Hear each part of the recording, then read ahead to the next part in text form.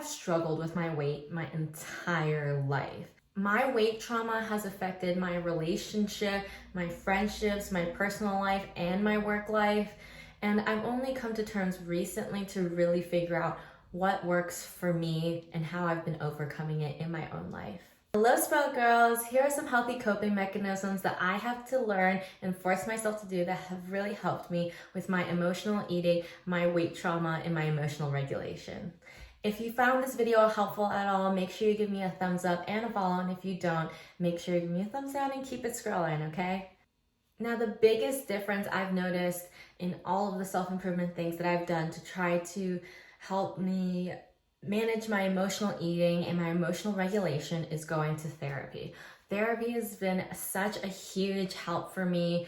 I thankfully have insurance that I'm able to get the help that I need through a therapist, a licensed therapist, and I've been able to talk through all the trauma and judgment, or trauma without any judgment. And even if you have a great friend group, they can still be subconsciously giving you some type of judgment, and it's hard to really navigate your internal struggles and the things that you went through when you were a child, when your friend have all these subconscious beliefs and things that you've been through together and all these issues as well. Having a professional work out, being non-judgmental and being objectively beneficial for you is truly a blessing, having that safe space.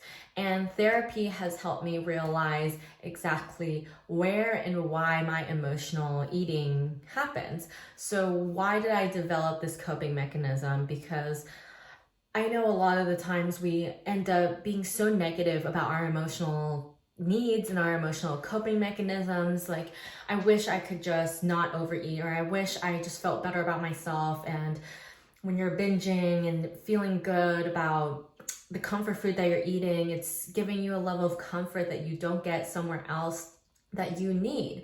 And a lot of the times after we do it, we're very negative about how that coping mechanism has helped us. We're like, wow, that did help us in the moment, but I feel so bad for doing it. And now you're just beating yourself up, like punishing yourself, and sometimes working out extra the next day, and really feeling guilty about indulging in emotional eating.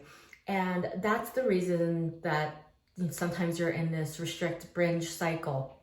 But through therapy, I found myself being way more compassionate, working with my inner child, and really understanding that when I was a child, the only coping mechanism that was available to me and made me feel safe was eating.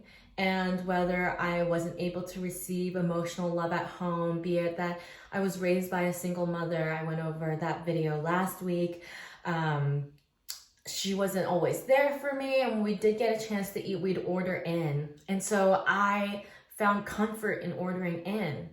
I found that in my adult life, that I love ordering in, getting DoorDash. It's becoming so accessible with DoorDash and things that I over-rely on feeling happy at the end of the day from a bad work day from ordering food, instead of really fueling my body with healthy foods.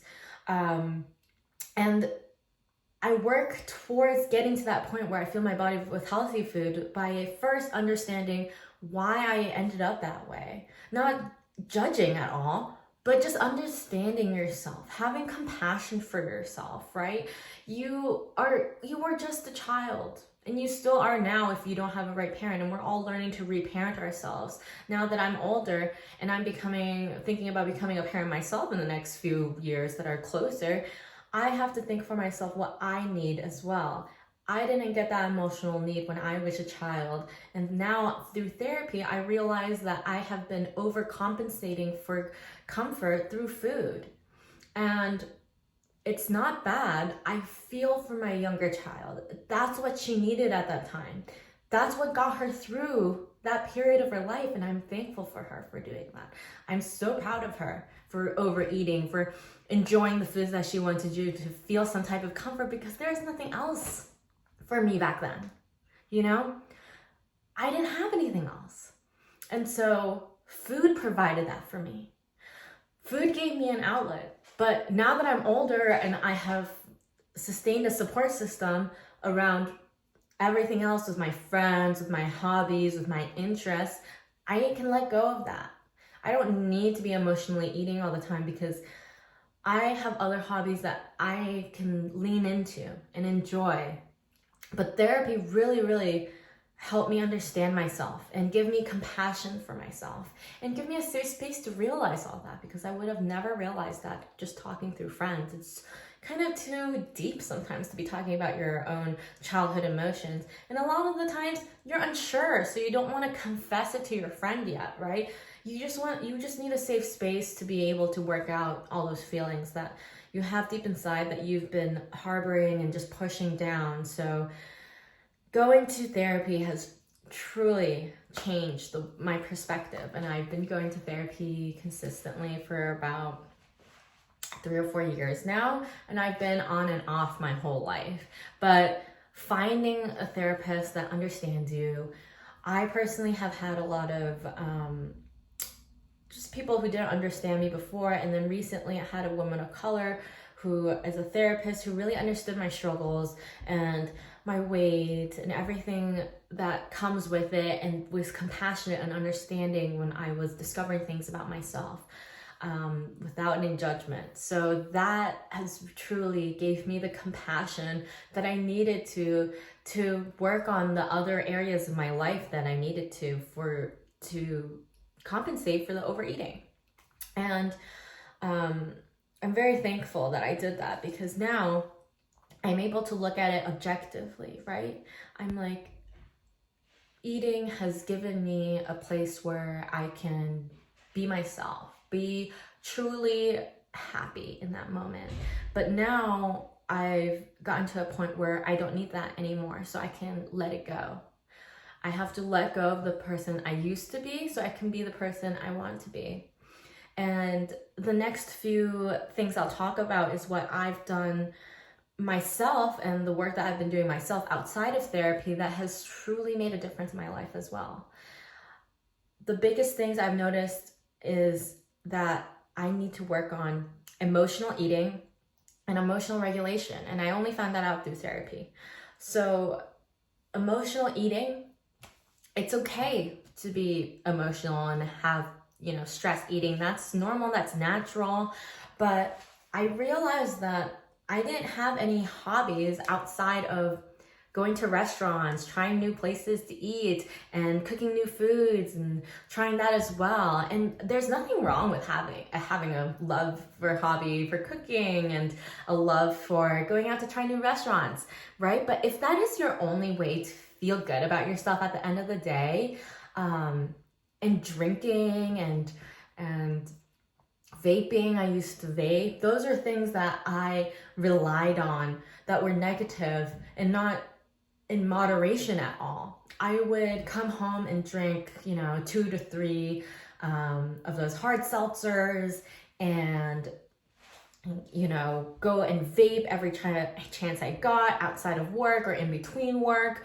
And that was all from me feeling the pressure of work or life and not having any coping mechanisms. But vaping also, the weight trauma really got to me, and feeling the want to be skinny as the end goal and not having health in my mind, I picked up smoking when I was 16, 17. I'm not promoting that in any way. I was struggling in my life, and I don't wish that upon anybody, but that's my story. I picked up smoking to curb my appetite at the end of the day. And I can't even imagine people even just fat shaming other people, because this is a consequence. I picked up smoking to be skinny, okay? I picked up smoking to be skinny. And that's not good. I smoked in between my meal to curb my appetite at the end of a meal so I wouldn't eat anymore. After that, I was smoking a pack and a half a day at 17, 18. Okay? 17, 18, 19, 20. And then I switched to vaping.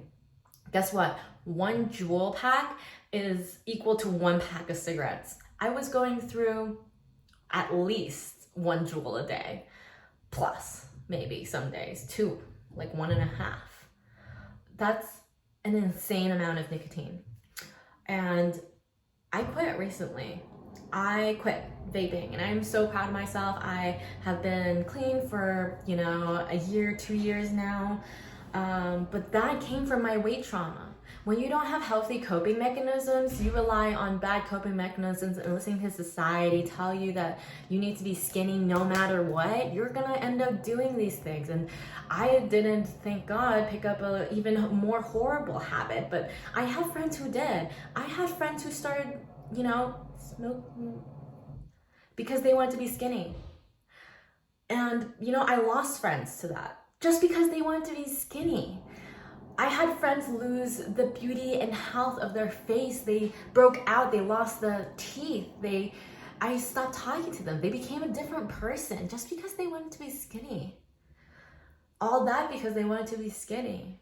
And it's truly, truly not worth your mental health or being skinny. At the end of the day, it's really not. You struggle so much and you're putting so much pressure on yourself just to be skinny. At the end of the day, above all else, that's not healthy, babe. So finding healthy coping mechanisms instead of going to a restaurant, cooking, vaping, or anything that's even worse than that. But having these healthy coping mechanisms will help you. And I know it doesn't feel like it will. At first, you're gonna have to force yourself. But when you actually find things that you like and you enjoy and you're connecting with your inner child, with things that you wanted to do when you were little but couldn't, that is when the moment will click. When you start looking forward to things that you enjoy rather than to your next meal, that is when things shift. I used to not have anything to look forward to except for my next meal. I don't know if you guys have felt this way, but you're like eating breakfast and you're already thinking about lunch. You're at work, you're eating lunch, you're already thinking about dinner. That should be a red flag in your brain that you are struggling mentally and that you are trying to gain some type of control in your life, because it's not about food at that point. You're not thinking about food. You're thinking about emotional coping. You're thinking about, how do I feel better? This food is not doing it for me. It's almost like an addiction. Do you hear that? This food is not doing it for me. I need more, I need more, I need more, I need something more. And at a certain point, you're like, okay, well, the salad and the chicken didn't satisfy me. It wasn't satiating. I might get a chocolate bar then to feel something at work because I feel down at work and then something happened at work, right? So, and I'm not saying that's not to have a chocolate bar, and I'll get to that in a little bit later, but you need to draw awareness of what's happening to you emotionally, okay? Like, I didn't notice that, yeah, it's work has been bothering me, but what about work? What is it about work that triggers you so much? What is it about that Karen at work that made you trigger so hard that you went home and still thinking about her and then just ate like a big dinner, What made you think about that? And for me, I started doing a mood tracker and just generally trying to document what I felt every single day and what had happened. So usually, at first I would just say I'm like, when you feel good, you're starting out, you're happy. So you just write down, I'm happy. But then when journaling comes to a time where you actually have something happen to you, you'll document like, hey, I feel sad. And I woke up feeling sad today because of something that happened yesterday. And you'll write down, what happened. And a big part of how I journal is I like to work on inner child and reparenting. So I'll write down what I felt that day and why I feel like I was triggered. So maybe Karen was being mean to me and I felt like she was my sister being mean to me and not sharing my toys anymore, right? And instead of just kind of like mulling over being sad, like, oh, I felt this way and I felt really bad, I also do like a little arrow below it and I teach and I reparent myself. I think about this at the beginning, just jotting down all my feelings, word flow, Kerouac style, stream of consciousness. And then writing below that how I would reparent myself as my older self these days. And I would think, maybe Karen had a bad day, and you can only control the things that you can control. So do not let Karen get to you. Feel bad about what you need to feel bad about. It's okay to feel bad. But also acknowledge that, you're having feelings today. You feel bad. That's okay. But you cannot change Karen. So just move on with it. And I'll give myself little notes like that throughout the day, daily or weekly, whenever I get a chance to do it, but I'm trying to actively do it, right? And having more awareness over your emotions will give you that feeling of being in control. So instead of restricting or being really hard on yourself on your diet, let yourself emotionally eat at the end of the day. But now you're having a realization like, oh my gosh, Karen was so annoying at work, and so now I just want to order a big bowl of fried rice or something like that, right? I just want to order some Chinese takeout and some orange chicken at the end of the day. But it's okay because you're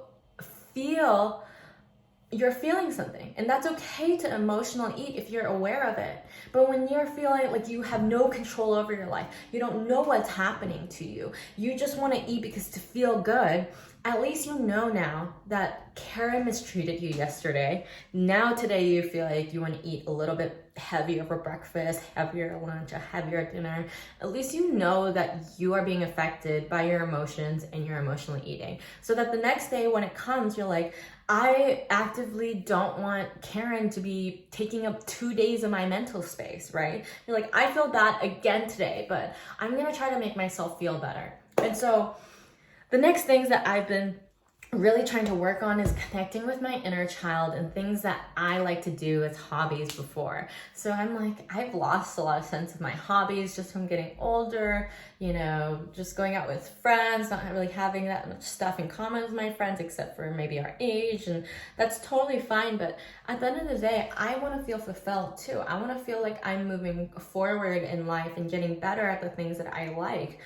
So the things that have helped me in my hobbies and figuring out things to do is number one, something that's active so that you're moving your body and you feel good and working out doesn't feel like working out.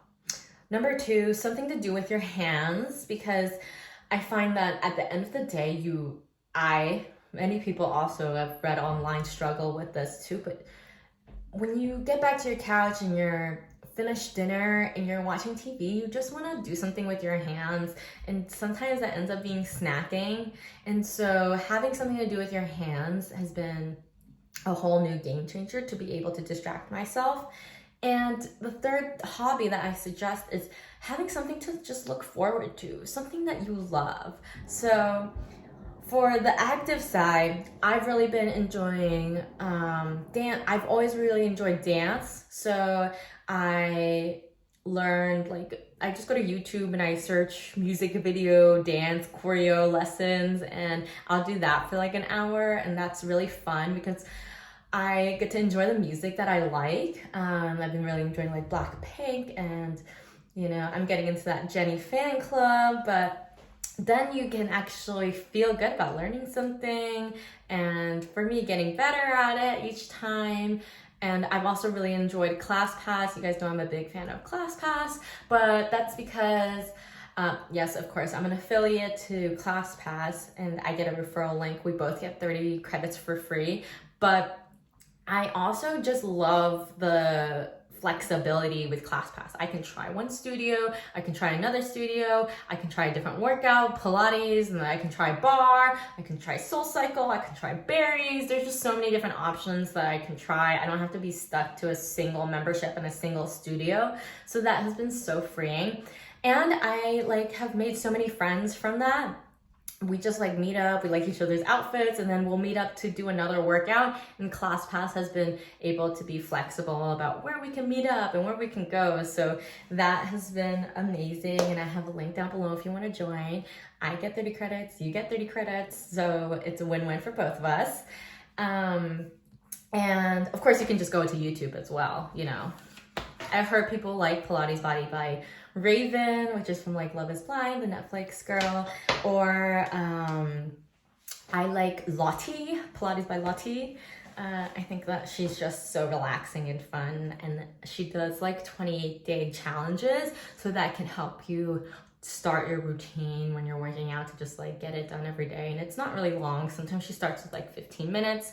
I think the first day she only stretches to really ease you into there. So trying those 30-day challenges just to get to your routine down, 15 minutes in the morning or 15 minutes at night or 15 minutes during their lunch, whatever it is for you, just making a habit of it, and assigning a time and a place to do it at. That really helps people make a solid action movement, and it's been studied through like Atomic Habits I went over in the last book, but you can look at that about habit creation and the cue circular thing to really help you build the routine. But I love doing something every single day. It's easier for my mind to understand what I'm doing every single day if I just wake up and do it. So now I wake up, I feed the dog, walk the dog, and then I go to my little lesson, either Pilates or SoulCycle, and that has really helped me.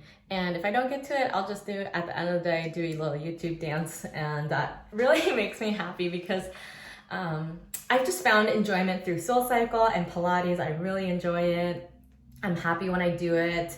I feel my body when I'm doing it. I see improvement because I've been doing it for a while now. Pilates I've been doing for like almost 2 years. I'm going on the second year this year. And SoulCycle I recently took up from ClassPass, and that's been really blessing because I love music and you can ride to the music, and that's truly rewarding. So you can book all of that on ClassPass. And the second hobby is doing something with your hands. And a lot of my followers, the other spoiled girls on my Instagram, have said that they love doing arts and craft, coloring, painting. That has really helped people connect with themselves, be more feminine, especially just have something to do with your hands, because something about it, like people have also said crocheting, knitting at the end of the day instead of snacking, so you have something to do with your hands.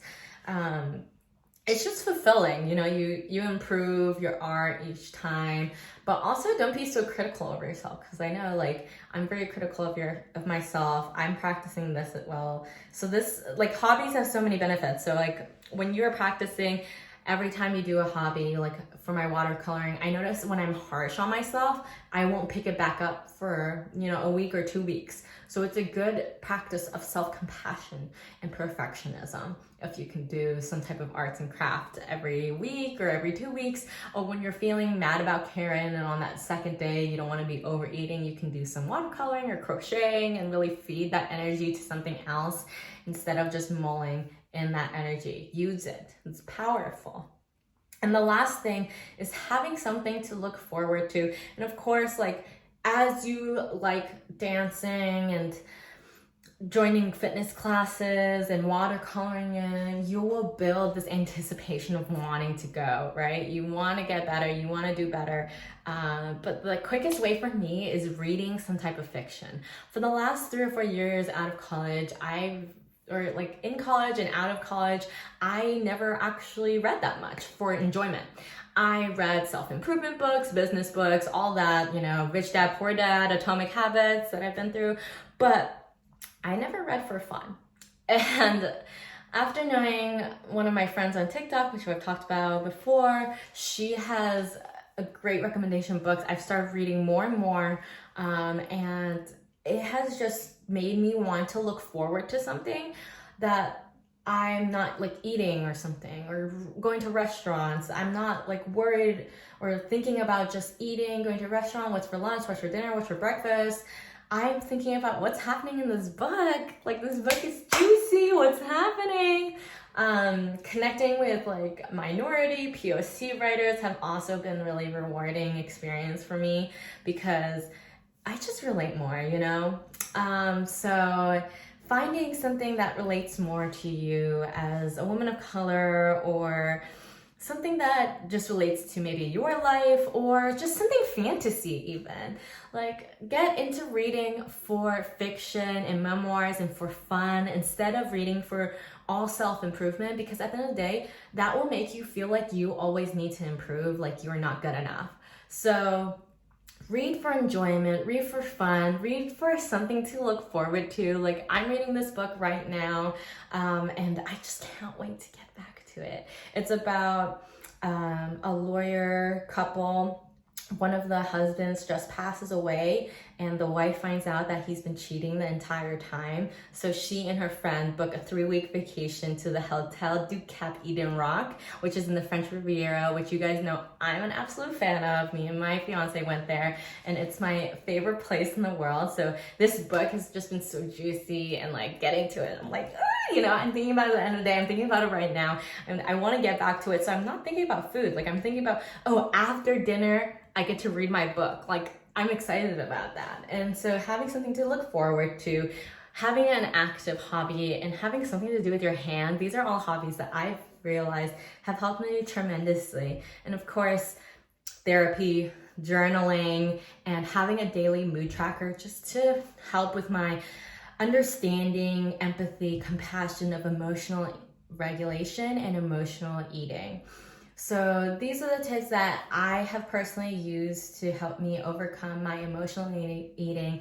And I'm still working on it, you know. I'm not like the thinnest girl now either. And, you know, this is our struggle. This is going to be our struggle probably for the rest of our life. And that's different from somebody else's. So don't compare yourself to other people and what they struggle with, because, you know, if you're comparing your body to somebody skinny or thin who's been naturally skinny or thin their entire life, like, they're not thinking about the struggles that you've been, and thinking about how, you know, you're a single mother and she got DoorDash when she was little. Like, they don't have that same struggle as you. So don't compare your life. And treat yourself with empathy, compassion, and respect, okay? Just like your little inner child needed. That's it for today. Bye, loves. See you until next time. And new videos every Friday at 1 p.m. Eastern time. I'll see you guys next time. Give me a like and follow along, and comment down below what you guys think. Bye, loves.